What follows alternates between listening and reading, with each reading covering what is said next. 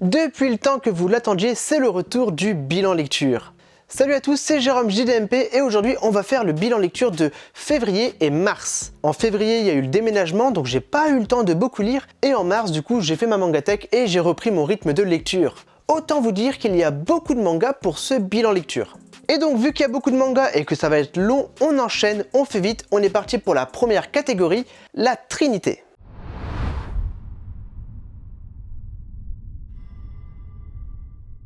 Vous le savez très bien puisque vous êtes abonné, enfin j'espère, mais tout simplement pour les nouveaux, il y a 3 mangas que je mets en prioritaire tous les mois. C'est des séries que je continue et ça jusqu'à temps que je les ai finis. C'est la Trinité, les 3 mangas mensuels. On commence tout de suite avec les Go & Go, tomes 21, 22, 23 et 24. C'est tout simplement une série sportive sur le baseball. Dans la Trinité, il y a toujours une série sportive et c'est tout simplement un tournoi. Le fameux Koshien, le grand tournoi de baseball lycéen au Japon. On a fini au tome 24 les qualifications, ça y est, on y est, on commence du coup bientôt le Koshien, le fameux grand tournoi, les derniers gros matchs. C'est fini en 30 tomes, il me reste donc 6 tomes à lire.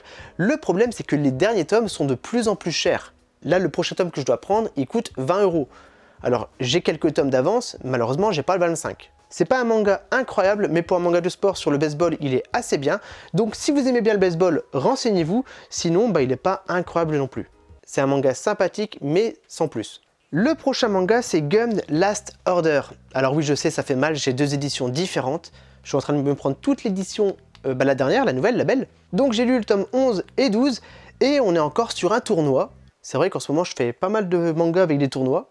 Et ce que j'ai apprécié, c'est que dans le tome 11 et 12, j'ai retrouvé de l'intérêt pour Gummed Last Order. En fait, les premiers tomes, ils me saoulaient, ça partait dans tous les sens, c'était pas fou, ça valait pas Gummed. Ça valait clairement pas Gummed. Très intéressant ces 2 tomes là, donc j'ai hâte de lire la suite.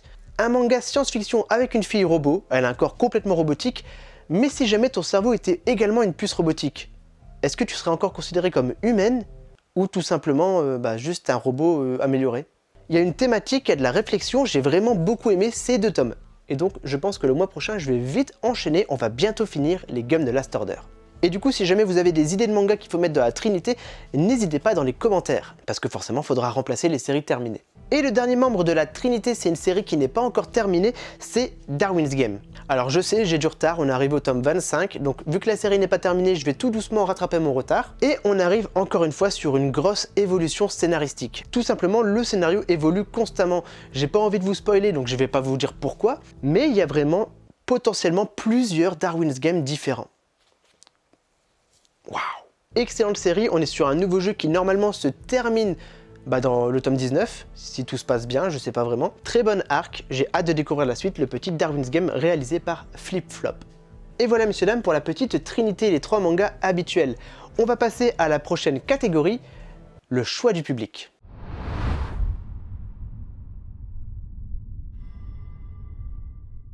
Et oui, ce fameux choix que vous faites à la fin de la vidéo, où vous votez tout simplement entre 3 ou 4 séries que je dois à tout prix lire pour le prochain épisode. Parfois, il y a des séries que j'ai pas la motivation de lire ou peut-être que j'ose pas commencer et vous me dites tout simplement en votant, Jérôme, tu vas lire cette série. Et le choix du public, c'est tout simplement les Baki. Manga incroyable réalisé par Keisuke Itagaki. C'est pas prise de tête, ça se lit ultra vite, c'est de la baston, c'est génial. Donc j'avais déjà lu 4 tomes, maintenant j'ai le tome 5, 6, 7, 8 que j'ai lu. C'est un manga de baston tout simplement super agréable. Donc lisez Baki, c'est génial. Et on passe à la suite. Et n'oubliez pas qu'à la fin de la vidéo, il y a un vote du public et c'est vous qui décidez quelle sera la série prioritaire du mois prochain. Et donc la prochaine catégorie, les séries poursuivies, les suites.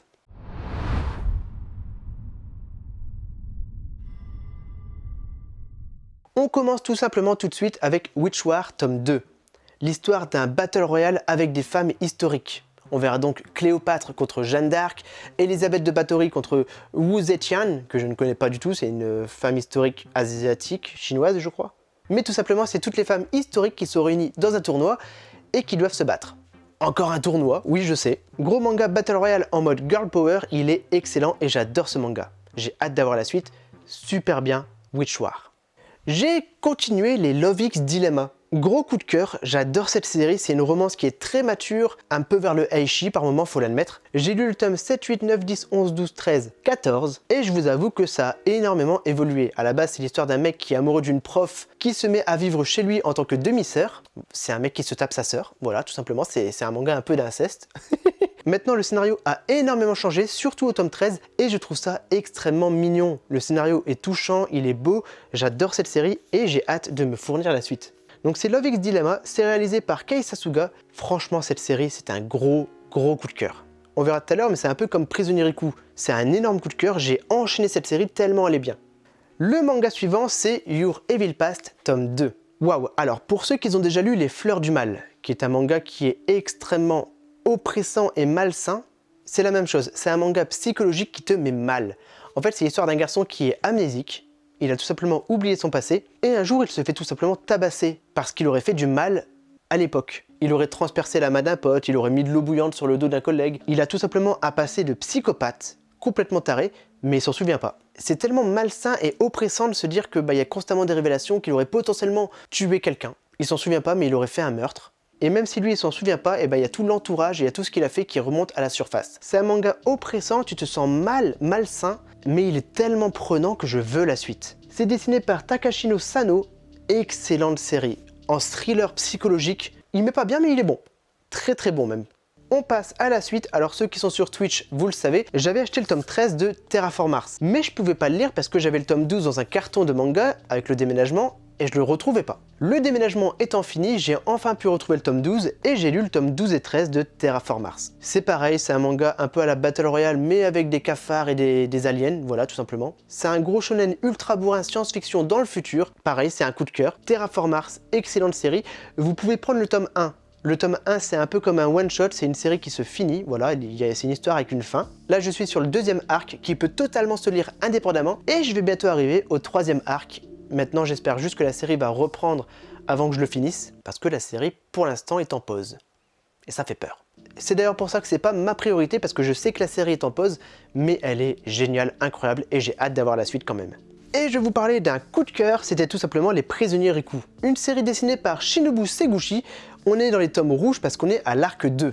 La deuxième saison. Et c'est tout simplement un manga que j'adore. C'est un peu comme Prison Break, il y a une personne qui est en prison, qui devrait pas y être, et du coup, avec une équipe de prisonniers, ils font tous des plans, des stratégies pour pouvoir tout doucement s'évader. Comme Prison Break, ça se passe pas forcément bien, et dans cette deuxième partie, on est dans une nouvelle prison. Je suis désolé pour le spoil, dans tous les cas, ça reste le même principe, c'est on est dans une prison, faut s'évader.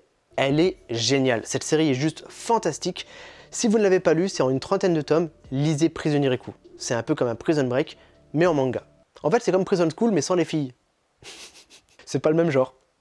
Les filles se retrouvent dans World Ends Harem. Alors, j'en ai déjà parlé, c'est un peu un plaisir coupable. Le scénario, ça tient tout simplement sur un post-it. C'est un mec, il s'est dit, il y a un virus sur Terre, il tue tous les garçons, et je suis le seul garçon avec plein de filles. Il y a que moi, le garçon. C'est l'histoire d'un virus qui tue tous les garçons sur Terre, il n'y a que 5 garçons encore en vie qui résistent au virus, et qui du coup doivent continuer, perpétrer la prochaine génération. En résumé, ils doivent se taper toutes les filles possibles. Le scénario est quand même excusable et sympathique parce que le personnage principal refuse. Il veut retrouver la fille qu'il aime, il veut retrouver un vaccin contre le virus, il veut sauver la Terre. Les 4 autres garçons, par contre, eux, ils se font plaisir. Donc c'est pas un manga qui est incroyable, c'est un plaisir coupable, c'est-à-dire que j'aime bien le lire, je trouve ça sympathique.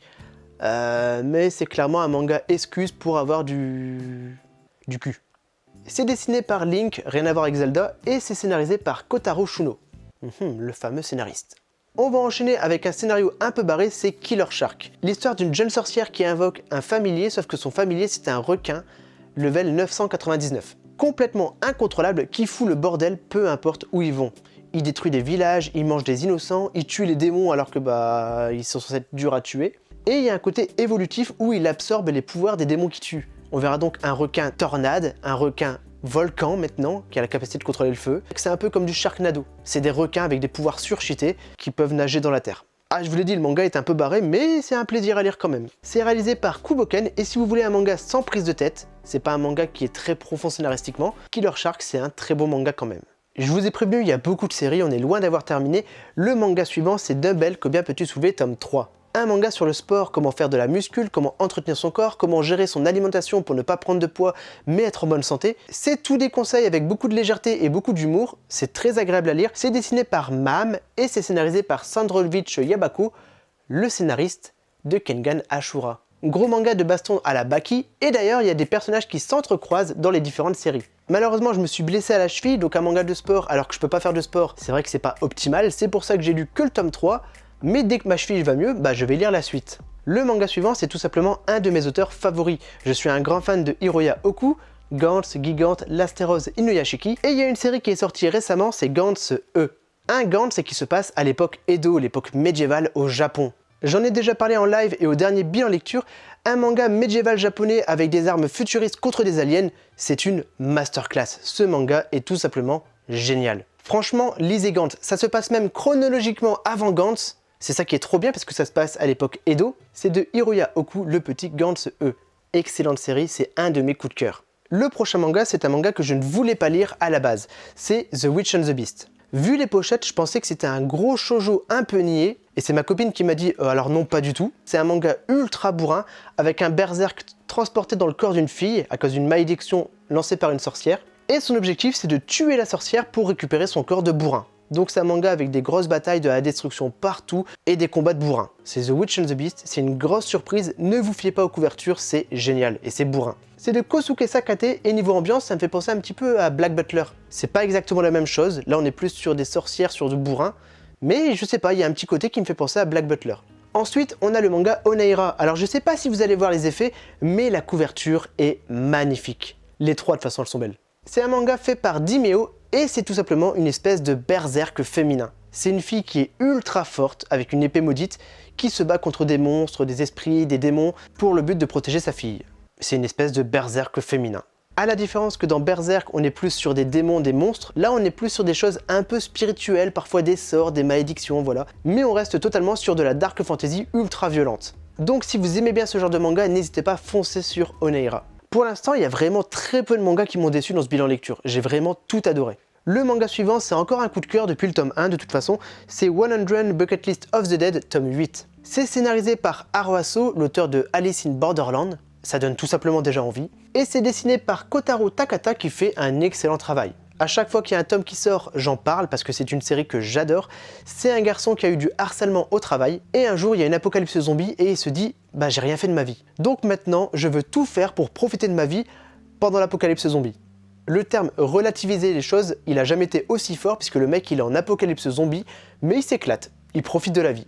Tant que tu respectes les autres, l'éthique morale, profite de ta vie, fais ce qui est important pour toi. J'adore ce manga, on est déjà au tome 8 et j'ai hâte de voir la série animée qui arrive en juin. Il y aura une série Bucket List of the Dead en animé. Waouh! Le prochain manga, c'est tout simplement le meilleur manga de 2023 que j'ai lu actuellement.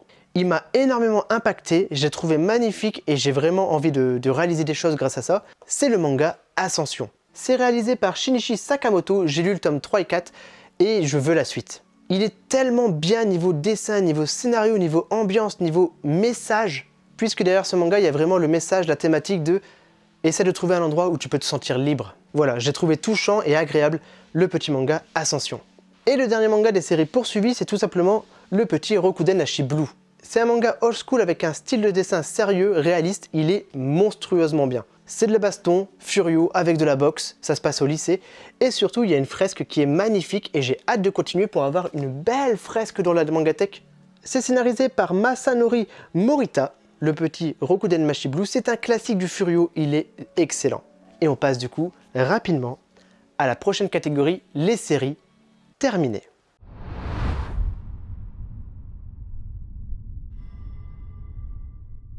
Les séries terminées. Alors il y en a 4 et oui j'essaye de changer de plan. Je fais des essais, c'est un nouveau décor, je fais des tests. Et donc j'ai fini 4 séries et on commence avec la première. La première série c'est Baymax, les nouveaux héros. Alors oui il y a le manga, c'est adapté du dessin animé Disney qui je pense est adapté de comics américains mais j'en suis pas sûr. Et globalement j'ai pas grand chose à dire, j'ai adoré le dessin animé, c'est à peu près la même chose. Il y a quelques petites différences quand même, le démarrage est pas pareil. Il y a des moments au milieu du livre où ça change complètement du dessin animé. Globalement c'est sympathique, si vous aimez bien Baymax ça peut vous intéresser. Sinon le dessin animé ça fait largement le travail. Le manga suivant c'est un manga commencé et fini ce mois-ci, ça a été le manga En Garde. un manga sur l'escrime. Alors déjà, j'ai appris que l'escrime c'était français, je ne le savais pas. Et ensuite, c'est un des rares shonen sportifs avec une fille comme personnage principal avec zéro romance. C'est un shonen, un pur shonen, mais avec une fille en personnage principal sur l'escrime. Et ça fait plaisir. Donc c'est le manga En Garde, c'est fini en 3 tomes, série agréable sur l'escrime.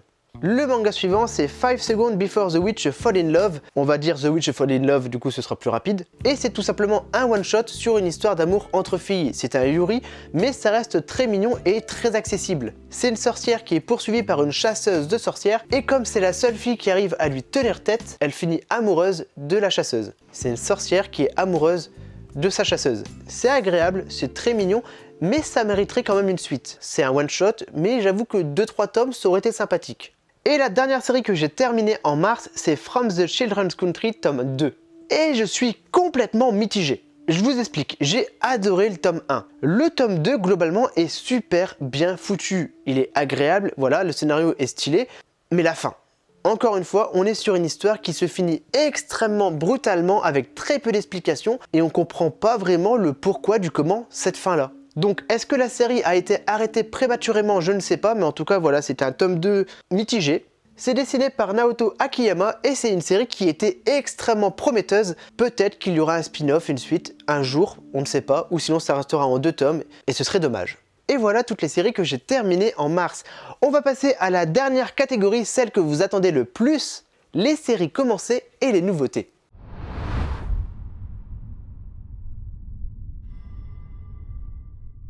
Au final, ce plan, il est quand même un peu mieux parce qu'au moins je peux me balader. Voilà, je peux marcher, je peux bouger, donc je préfère quand même ce plan-là. Et donc, les séries commencées, il y en a pas mal et on va voir ça tout de suite. Et je vais commencer par un auteur. J'ai commencé les mangas de Shohei Manabe. On commence avec Ushijima tome 1 et 2 et c'est un manga qui m'a mis mal. En fait, c'est l'histoire d'un usurier, c'est quelqu'un qui prête de l'argent à un taux exorbitant à des personnes qui sont dans la merde, et donc il les oblige à rembourser par tous les moyens par la suite. Forcément, on voit des cas sociaux, des personnes qui sont endettées, des personnes qui font que des jeux d'argent, et on voit tout simplement comment les mauvais choix dans une vie, ça peut te détruire. Et il y a une histoire qui m'a mis mal parce qu'il y a une très jolie fille qui est obligée d'emprunter de l'argent, elle finit obligée de se prostituer, elle perd son copain, elle finit dans la drogue, SDF, elle finit par se faire tabasser par des petits jeunes. Waouh, c'est une histoire qui était tellement dure. Et globalement, les œuvres de Shohei Manabe, c'est ça, c'est des œuvres très sombres, très psychologiques, qui te montrent la noirceur de l'humanité, avec des personnages principaux qui sont quasiment insensibles et qui regardent ce qui se passe en mode « bah c'est pas de ma faute, moi j'ai juste prêté de l'argent, c'est elle qui savait pas rembourser ». Il est horrible ce manga et il est tellement bien. Il y a juste les dessins qui sont un peu maladroits, mais c'est parce que c'était la toute première série. Voilà, je suis au premier tome, donc les dessins ils sont pas incroyables, il y a beaucoup de défauts, et on passe à la suivante. Puisqu'après Ushijima, il y a quand même une quarantaine de tomes, il a fait Kujo l'implacable, qui vient juste de commencer. Kujo l'implacable, c'est la même chose, c'est un avocat, mais qui met la loi avant la moralité. Peu importe si c'est quelqu'un de gentil, quelqu'un de méchant, il va le défendre avec la loi. On verra donc un avocat défendre une personne qui était ivre-volant, qui a carrément percuté un enfant qui a perdu sa jambe, et le gamin il s'en sort sans rien, parce que il a eu un super avocat. La thématique du manga, c'est vraiment est-ce que la loi peut avoir une conséquence sur la moralité? J'ai envie de vous dire pour public averti quand même, parce que c'est très psychologique et ça dénonce beaucoup de choses. C'est moins violent que Ushijima quand même psychologiquement, mais ça a son niveau quand même. Donc on est sur des gros seinen psychologiques, c'est de Shohei Manabe, un très bon auteur que je viens juste de découvrir. J'ai également commencé le manga New Normal. C'est de Aira Akito et c'est un manga qui est complètement inspiré du Covid-19.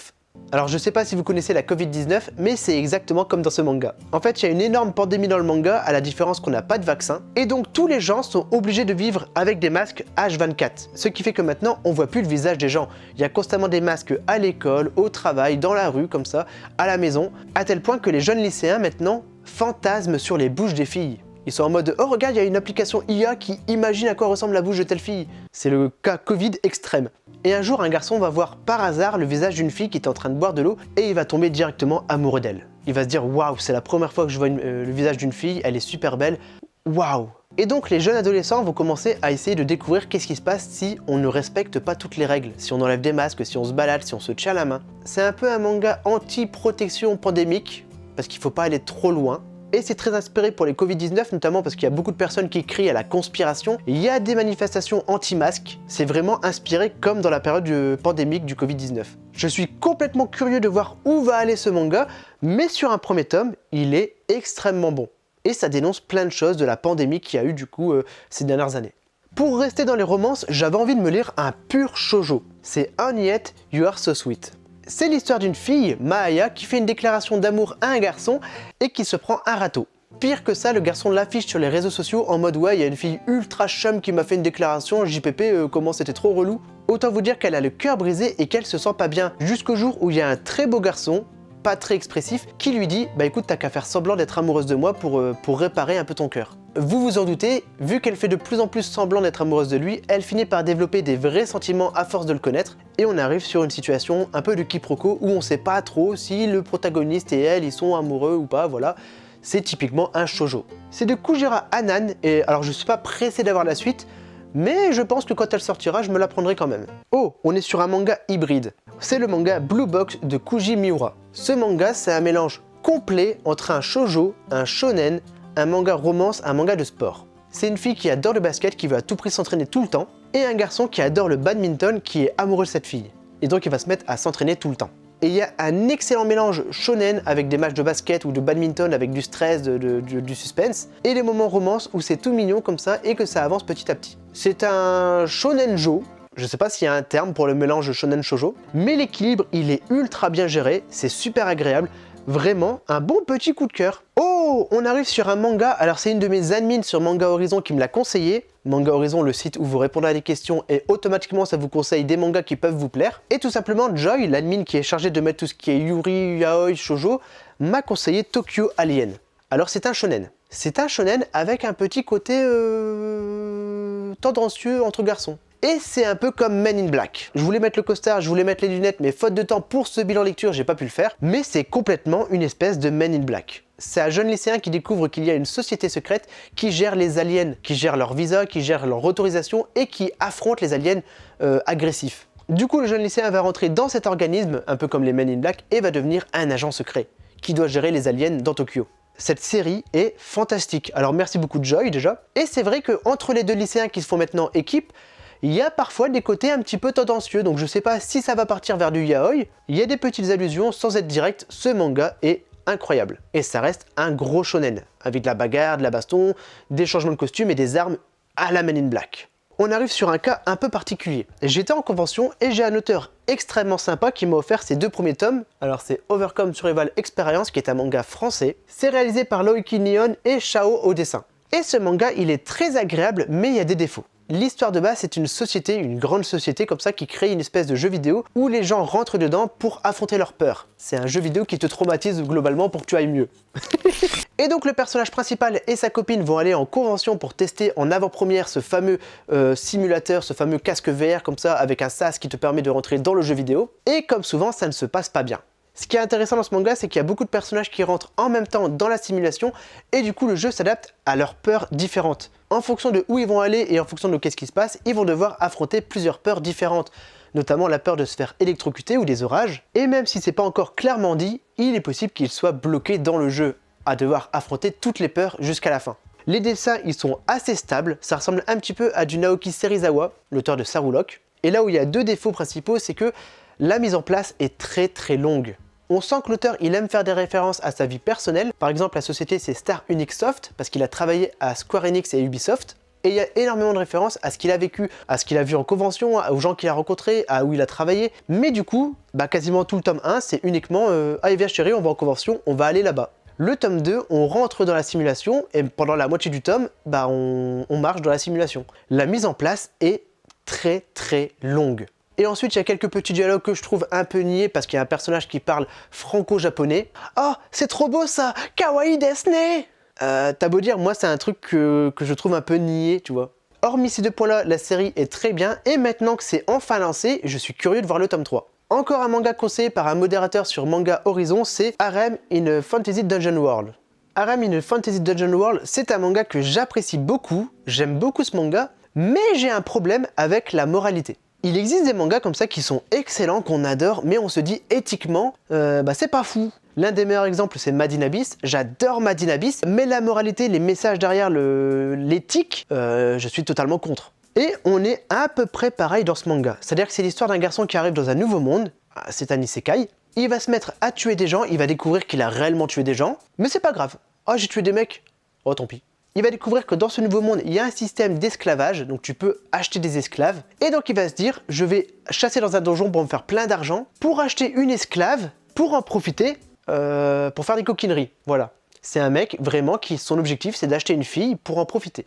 Voilà, voilà. Je vous rassure, dans le tome 1, c'est très calme, il apprend à s'entraîner, à chasser, à découvrir ses compétences. Dans le tome 2, ok d'accord, il achète son esclave, il fait des coquineries avec, mais il y a un petit côté quand même mignon où potentiellement par la suite ça deviendra une romance. Dans tous les cas, c'est un très beau manga, j'ai passé un bon moment à le lire, je suis curieux de la suite. C'est dessiné par Issei Yuju et le scénario c'est Shashi Sogano. Et si vous voulez un manga du genre mais avec une meilleure moralité, il y a le manga Arc Démon Dilemma. C'est la même chose, c'est un démon qui achète une esclave parce qu'il est amoureux de la fille et du coup il veut qu'elle ait une belle vie, qu'elle soit heureuse. Beaucoup plus mignon tout d'un coup. Et la dernière série que j'ai commencé, c'est un banger. Un manga incroyable. C'est le manga Windbreaker. On est sur un gros furio gentil. En fait, c'est un gang au lycée, donc des mecs ultra vénères qui se battent, mais qui se battent pour la justice, pour protéger la ville. À l'inverse du précédent manga, on est sur un furio ultra moralisateur. C'est pas bien de voler, c'est pas bien d'harceler les filles, c'est pas bien de frapper les gens. Ultra original, je m'attendais pas du tout à ce genre de scénario. Windbreaker, grosse révélation. Une incroyable nouveauté, et vraiment ça change. Ça change complètement d'avoir des racailles qui sont applaudis par la ville. Et le personnage principal, c'est un garçon qui veut à tout prix se battre, et qui finit par rentrer dans ce gang pour protéger du coup les citoyens. Donc c'est les deux premiers tomes de Windbreaker, c'est fait par Satoru Nii, et si jamais il y a un manga furio moderne que vous devriez lire actuellement, c'est clairement celui-là, il est fantastique. Et voilà messieurs dames pour toutes les séries commencées, les nouveautés du mois de mars. On va passer du coup à la dernière catégorie, le vote du public.